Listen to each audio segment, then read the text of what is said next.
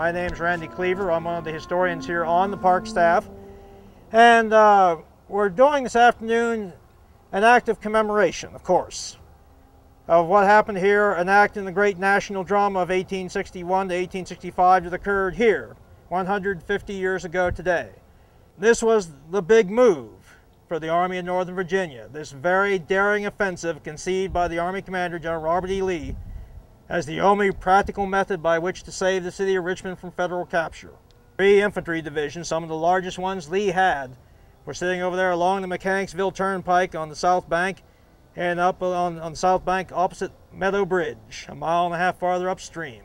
And the Federal Army was very much aware of it by late afternoon. A large Confederate force was coming towards this area from the northwest. What did it mean? They still had to wait to find out here along Beaver Dam Creek.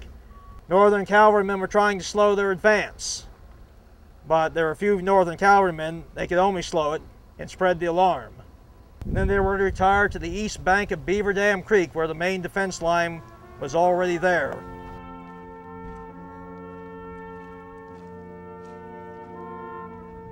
The far northwestern flank of the entire Federal Army's line outside of Richmond, if you will, to use the old analogy, they were somewhat out here on the limb.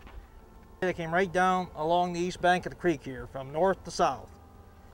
As Lee would write in his report later, he felt obliged to do something. Lee ordered Hill to make, as the military would say, a demonstration, to reiterate the old orders, to make as much noise as possible, to shoot, have the infantry shoot across the stream if they could, have the Confederate artillery, which was getting set up and getting into action, open fire on the Federal guns across the creek. It was important, of course, on this part of the battlefield for the defenders, here virtually all the Pennsylvanians, to guard this crossing. Fragments of shells literally hailed around me. I thought that my life was worth very little. The Confederate offensive would go on. The Federal soldiers would fall back.